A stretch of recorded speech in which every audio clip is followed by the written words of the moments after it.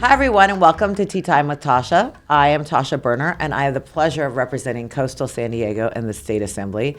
Today, I'm very happy to have a special guest with me, and that's one of my new colleagues. This is his first term in the State Assembly, John Harabedian. I almost called you Joe Harabedian. He's probably like a good soccer name. player. My son's name. Yeah, like Joe could be here. Where's Joe? Where's He's Joe? at home. I'm Welcome, CMC. John. Thank you. And John represents the 41st Assembly District. That's kind of the Altadena, Sierra Madre kind of area. Correct. It goes all the way east, though, to Claremont, where I went to grad school, right? Correct. Even past Claremont, we get into the high desert of San Bernardino County, which a lot of people don't know. So it's a very long foothill community district. It's a foothill community district, kind of shaped like a key. Yes. It's like the key to LA. Correct. There you That's go. how it is. It is the key to LA. There you go. At least I tell people that. There you go. So, I'm supposed to pour the tea. I always would love forget some to pour the tea. Would you like tea? I would love some tea. So- Thank you. Like, we have rapid fire later, but do you prefer tea or coffee? I'm a coffee person. Coffee eater. Love coffee. Drink a lot of it, but I love tea as well. What kind of coffee do you like? Do you like straight black? Do you like an espresso?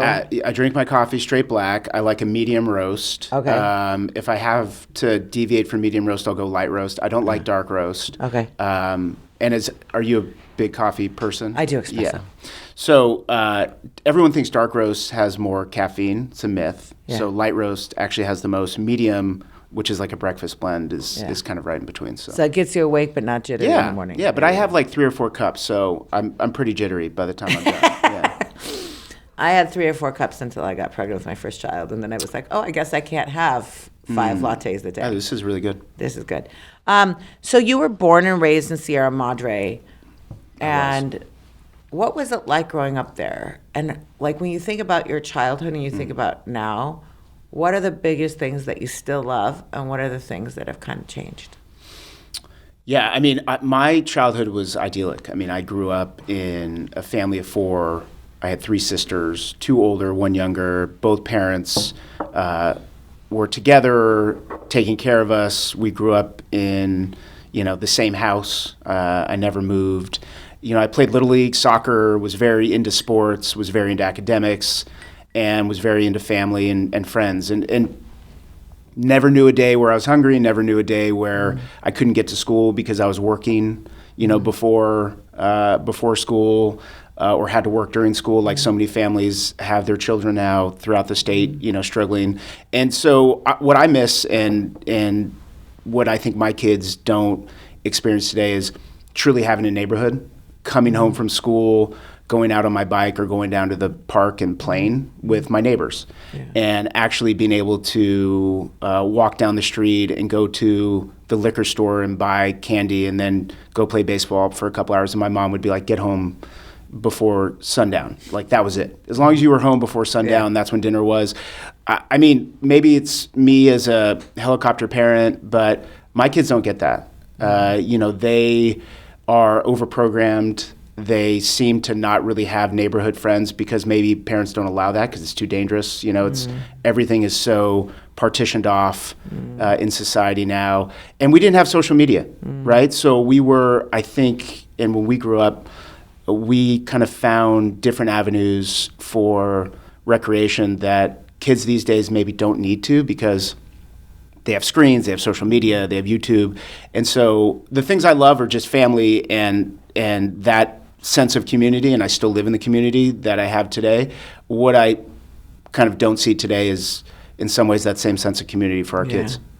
Yeah, I think, I'm glad you think we're the same age. We are. But We are. I'm older, and when I think about it, it was very reckless. Like the concepts that we had, we were just sent out into the world and hope you come home by That's dark, right? But there was a way we learned autonomy. And one of the things when I've parented my kids is how do you judiciously give them autonomy and help them form community? Because as they go into adulthood, those 2 things are super important. And so I've kind of parsed it out, autonomy in small doses, probably a little too controlled still. But those are the things. People will seek community no matter where they are. People, we're a social being, right? So, having that community is really important. It's true. And you also know my former colleague on the Encinitas City Council, Joe Mosca. Joe Mosca. He That's right. served with me, but like a decade before that, when he was a young Dim in LA, he was on the Sierra Madre Council. Joe served right before I did. He's a phenomenal guy. Was really a great council member, and then moved. I think first to England, then came back and went to Encinitas, and miss him. I haven't seen him for a long time, but he was a great council member in Sierra Madre. Yeah, he's still thriving. His kids are about the same age as my kids, and still thriving in Encinitas. So it's a funny little connection small world. there. Exactly. So, am I reading this correctly? You went to Yale, Oxford, and Stanford. Like you have the most accolades of anybody I know, I think, in the legislature. I did. Somebody's going to be offended by that, by the way. I did go to those schools. Yeah, I very, very lucky to have done well in high school, and then I loved school, and so I probably to avoid entering the real world, I just kept going to new schools and getting more new degrees. fancy schools. That's with right. Very good names. And it doesn't really prepare you for life. I mean, that was the upshot. Was I think that no matter where you go to school, no matter what degrees you have, you still have to come out and actually make something of this world. And in some ways, college, grad school prepares you, but in some ways not at all. I mean, I think that and I'm not sure what your experience was, but school and grad school, it's like in some ways a fantasy land. And then you get out and you're like, okay, now we have to solve real world problems. And so very proud of all those schools that I went to, and had a good time, made good friends there. I mean, I agree with you. I think you live in this academic bubble, and it's been one of the challenges I've had as a legislator, was to encourage our academics to come out of their ivory tower and come solve real world problems. And I did that with the report just came out in March on Scripps has helped me create an early warning notification system for bluff collapses. That's our natural disaster. We're going to get to it in a second, but you have wildfires. Our natural disaster really is these bluff collapses, and they repeatedly put people on the coast at risk and infrastructure at risk. And but to solve this problem, it was a huge liability problem of their coming out of their ivory tower and going into the real world. And it's exactly what we need to be doing, and we need to be doing more of it to innovate in California. Absolutely. But before we get to wildfires, you served on the Sierra Madre City Council. You were mayor twice. How do you think that experience in local government translates to how you legislate up here? I think it's extremely important, and I think it translates in many ways. I would say first, personally, it hardens you. You get really used to criticism, people not liking you, people most of the time complaining to you about something you didn't do, or something you did do that they don't like. And you learn very quickly to try not to take this personally, try not to take policy and policymaking personally, because if you do, it's really going to eat you up. And I was a young council member. I got elected when I was 29, was a young mayor, and I struggled with that. I struggled with, my own ego, wanting everyone to like me, very quickly realizing that you lose friends more than you gain friends in elected office. And I think that was truly valuable for stepping into this position where I remember on my election night, when I got elected to the Assembly, my acceptance speech or my thank you speech was, a lot of you in this room, as soon as I start voting, won't like me. And so this is probably the most popular, that I'll be. And local government taught me that. I also loved local government because I could do things right away with 3 votes and figure out solutions by only getting 2 other people. That prepared me, I guess, up here, in that count your votes, find allies that you might not expect. I mean, on my city council, partisanship really did not explain how things got done. Frankly, I mean, some of my allies were either independents or Republicans, where the Democrats weren't going to be with me on certain things.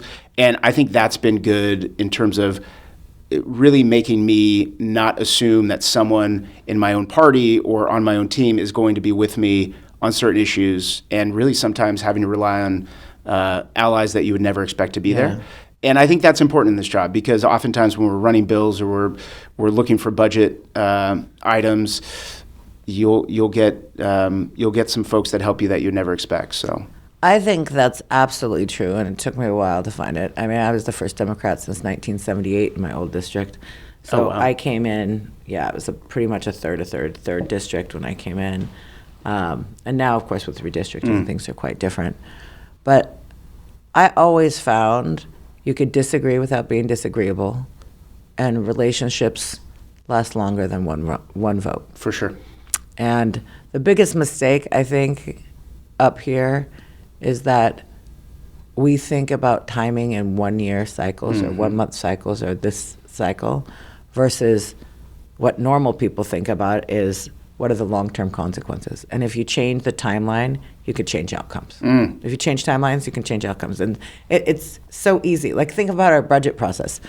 We could do an investment now that long-term saves us money, and there's no way to account for that in a budgeting process. Right. It's So true. that's what I always remind people, we think time is fixed, but time is flexible. Sometimes Very timelines are wise. flexible. No, that's true. That's my little piece of Tasha T wisdom. There's going to be more of them. I My have a chief of feeling. staff always says I'm trying to bend time, and I was like, you can bend time, just not in the way I try to do it, love it. But I can't imagine this for people who don't know. John, you got elected, and within 2 months, the LA's fires hit. I know when I first got elected, I had a for-profit vocational school close on the first day I got elected. I didn't even have keys to my district office. And I was overwhelmed, and I carry that story with me. I can't imagine a tragedy as big as the LA fires. How is your community doing? That has to shape you as a legislator. That's like one of those defining things that will never go away. Right. Looking back, a little bit over a year since the fires, how's your community doing? What did you learn? And what do you think you're going to take with you? Yeah. Well, I think the community first has been extremely resilient. It was a horrible tragedy, as you noted, but I think the recovery has shown that the community is just very strong, and they want to rebuild what was lost. And so in Altadena and Pasadena, Sierra Madre, I have been just so inspired to see how they have come together, these grassroots organizations of survivors, really ensuring that they're helping themselves because government doesn't help them enough. I mean, the reality of the recovery effort is we're not doing enough. And that's not pointing fingers at anyone. It's just government is imperfect at actually responding to disasters. As much time and planning as we put into it, there's just holes and there's gaps and there's delays. And so the community is obviously still hurting. People are being taken advantage of on a daily basis by financial institutions, insurance companies, predators that are trying to either buy their properties or sell them something that they don't need or overcharge them for something. And people are getting tired. And I think financial insecurities, the emotional and physical toll of the fires are there. And a lot of people have broken down, and there's some people that have moved out. But on the whole, you have seen a real crucible moment where people have come out the other side, and they're just so strong, and they inspire me every day. I think that the community ultimately, and every day is important, but in a few years, we'll be back. And whether it's the Palisades or Altadena, folks are not going to give up. And I think that for me, I think that will always define me as a legislator. It was my second day in Sacramento when the fires happened, and I wasn't prepared for that. I didn't know much about wildfires. Obviously, my district was prone to disasters of that nature, but I have learned so much. Colleagues such as you have been incredibly gracious with providing resources for the district and for the Palisades. And no matter what I do in this life going forward, I think people will always view me as being the assembly person who represented the Eaton fire. And I'm proud of that. I always say that no matter what, when you're thrown into these situations, when they choose you, as much as I wish it didn't happen, I feel very honored and privileged that I'm the person there to respond. Having grown up in the community, knowing these families personally who lost everything, including their family members, being the one that gets up every day to, actually fight for them, a privilege of a lifetime. And it really made the decision to do this job worthwhile. Yeah, I had one of your constituents was a witness for one of my bills, and she was amazing. And the strength that they have and the community that they've built. It's interesting that you say that your kids don't have community. I think a lot of people would like to have the community that you do have. Yeah. And so maybe it was stronger back in the day. But, everything happens for a reason, and it's hard to see at the time what those reasons are. And you were there for a reason, and your people are very lucky to have you. Thank you. Because you do represent them well, and you fight well and fair, and you have so much energy, and you have all those degrees. Not as much as you. I'm still trying to keep up with you and your energy. So, and it's a team effort, and I will say, and you know this. I mean, there's a lot of things that happen because your colleagues believe in it or they trust you, and it's hard because when there's new members, like no one knows you. And they're like, I don't know if we trust this person, and I don't know if he knows what he's doing. And so I think the hardest thing was just very quickly needing to establish credibility. And usually you're able to do that over, the first year of the term or the whole term or 2 terms. I needed to do it in, I guess, a couple weeks. And and I don't take that for granted. And that's why I think my approach to legislating is I'm very centered on supporting my colleagues. I don't know if I would have been as much or would have done that as much if it wasn't for the experience that I had where I was just relying on you guys every week to give me another lifeline. Yeah. And each of us are in those positions, right? And I think that you want people up here that do the right thing, that make the rational choices. You also want people that are always, when in doubt, going to support their colleagues. Yeah. And as you know, there's folks that don't take that approach, and that's okay. There. I think the best approach, you being in your second year, me being in my 8th year, I think the best approach is to help everybody thrive to their best abilities. Mm-hmm. That's what the job is, right? Like if everybody's thriving, and on a utilitarian perspective, if everybody's thriving to their best abilities, there's less drama. So my life is easier, and I can spend more time working out. Is usually how I look at it. But when true. everybody's thriving, it means the people of California are thriving. Mm-hmm. At the end of the day, and that's what I care about is the moms and the children in your community, that they have a roof over their head and they have food to eat, and they've lost so much. But hopefully in that togetherness, they find a new story for themselves, right? Amen. Right? Yeah, I couldn't agree more, and I couldn't say it better. When we look, when in your time of service, you can include the assembly, your time as mayor, or on the city council in Sierra Madre, what is an unexpected or funny moment that no one knows about? So... that I'm going to make you share on this podcast. Yeah.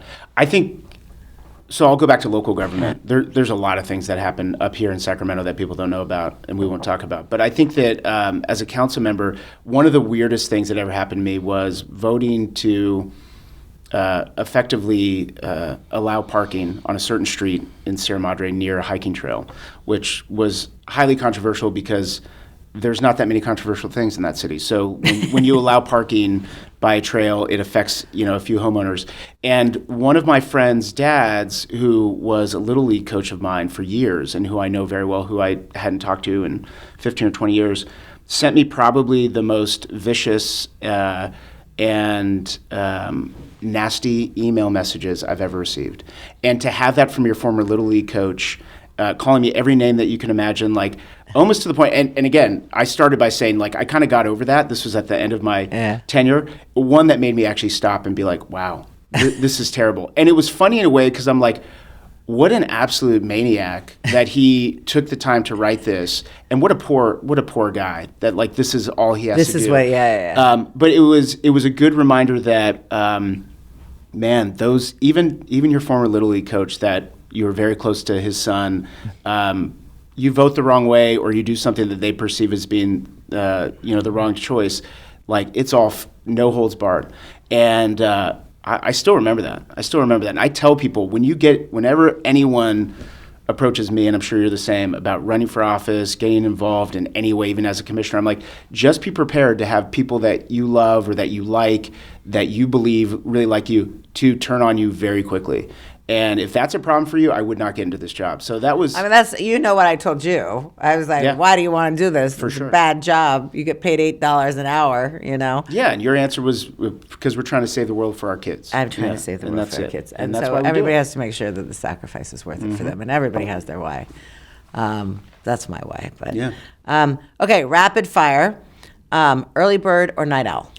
Night owl for sure. Oh, Yes. I'm a night owl. Yeah, no, that's all these why we people bond. that want to work out at 6:30 in the No, morning. I do it painfully though. Oh, I have to you're drink. better Yeah, I have than to me. drink coffee At before we 3 do it. a.m. What are you doing? Get up at 3 and drink coffee? Another Assembly member, we all, when we do our group workouts, Yeah. you should come to Orange Theory. One of the members, it's Assemblymember Irwin. I'm just going to give her the credit. Yeah. She brings an extra cup of coffee for me because otherwise I'm not I can't sure do there's it. enough coffee for me at 6:30 It's in the morning. hard. You should come. I mean, I'm not sure I'm verbal in the morning at that time. Most of it, we're not talking much. Oh, Yeah, good. After Well- the workout. Oh, Yeah. okay. So- Okay, well, maybe once Definitely before I night term out. Maybe once before I term out, I'll come to Orange Theory in the Next morning. week. Okay. Go-to restaurant in your district. What's your favorite place? I would say Houston's, which is just a great restaurant that my kids and my wife and I like to go to for like a nice meal, and then for like a meal that's like a quick, easy, like Lucky Boy. It's just like a breakfast burrito. Okay. I've been going there since I was in high school. Ah. Yeah. So long time. Yeah. Podcast or playlist? I do a lot of both. I listen to podcasts every day, and then I do a lot of playlist making and listening to playlists. I'd say podcast if I had to choose one. Okay. I'm going to send you my playlist. You're already on my podcast, so I'm going Okay, to send good. you a playlist, and then you have to send me back a playlist. I'm going to see. What kind of music are going to be on? Like EDM stuff? I was or- once told that I have very eclectic music. I do taste. as well. Very diverse. Like it runs the gamut from more electronic dance music, Mm-hmm. but to rock, to oldies, to Oh, we'll be the country. same then. Country is like the one area that Yeah. I'm not really like the country pop stuff. I don't like the kinda country do that. pop. I'm not Like, into it. Everyone's into it now. I love country, but I love old school country. Yeah. Yeah, I So can't you do country. and I have similar can't- interests, Yeah, I think. yeah. So, But I think you're going to be more into EDM. It seems like every one of our colleagues like loves EDM, including some like older Republican assembly members. I that won't was so name funny them, on EDM right? Day. Yeah. Yes. It's. I mean, I like it. I think I like to dance. Yeah, Like you do. And music for me, music sets my mood. I've known people where Me too. music takes something from them. For me, it gives me something. So if I want to get up in the morning, I was listening to more like, EDM style music this morning to get me going. But like in the evening, I do a lot of wind down, a lot of like, if you remember same way. Air. Yeah, of course. And those things, a little bit more chill music. So kind of depends on the mood in the day. What's your biggest pet peeve in meetings?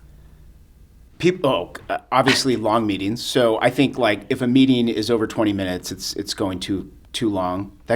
Our committee hearings I would characterize as being too long most of the time. People unnecessarily talking. I don't know why they do that. I think strong leaders, Yeah. and I think the smartest people listen a lot. Yeah. And if they talk, it's because there's something that really needs to be said. Yeah. Like closing opening statements that we do, all that stuff. Everyone knows why we're here. Yeah. So unnecessary talking, and I probably just talk too much right there. So, No, I yeah. think it's accurate. I think like I try not to talk too much. I talk you're if good. I have something to say. If there are points that I need for the legal record, I say those. But the best closing is I respectfully ask for your eye vote. Exactly. Thank you. Don't sell past the close. The other pet peeve, and this just came to me, I have been on panels and public settings where there's a group of us talking. It might be a group of legislators, and when the person who is on the panel isn't talking, they're on their phone. Oh. I can't stand that. I think it's so disrespectful to us as the fellow panelists, to the audience watching, and this is happening more and more. There's a few really, really bad examples, but. I have to look and see if I do that. I might Well, do and that. a lot of people, even during hearings now, are on their phone. And I understand, like, we're trying to get staff to bring us something or we have a question, but you'll see people just scrolling the whole time. Just Not the whole me. time. No, you. not me. No. I'm not well, doing you it. you chair the meeting, so, yeah. But I think that, I wish, in some ways, how the cell phone rule in schools is becoming Yeah. this this kind of successful policy initiative, like I wonder what we would do and how much more efficient we would be and better if people weren't allowed to bring their cell phones into committee hearings. Well, why don't you try that in your next I know, hearing? I will. I'm pretty good at it. You're gonna have a new rule, like no I'll get a revote. No one will show up. no doom scrolling on the dais, you know. And if you could solve, last question, if you could solve one problem in the world, what would it be? So, I'll take. There's a lot of things that we could wish to be solved throughout the world. I would solve here in this country, which I think would solve a lot of problems throughout the world, campaign finance. I think that the way in which we finance campaigns, the amount of money that flows into our political system, and the way in which I believe it influences people, I think is extremely problematic. I think it's the root cause of a lot of our policy ills, and I think it's a big reason why we don't solve more just very simple problems that have simple solutions. And I think it was Jimmy Carter that called it legalized bribery. I think it's really a problem, and I think it's really hard to solve it because people with decision-making power have incentives not to. So I would solve. I just think that you have to look at the root causes for why a lot of the things happen, and most of it is corruption based on money. Yeah.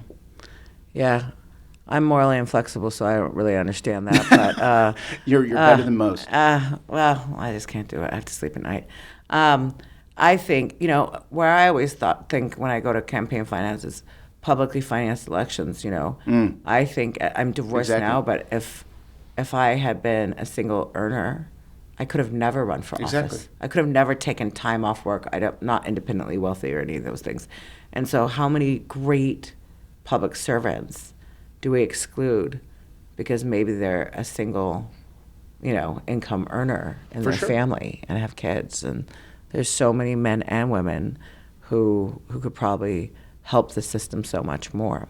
Absolutely. John, you've been a delight. Thank you for being on Tea Time with Tasha. You can drink your tea. It's delicious. Make sure you finish it up. Feel free to like, subscribe, comment, and share with everyone you know. And please let us know who you'd like to see on here next. Thank you for tuning in, and see you at the next Tea Time with Tasha.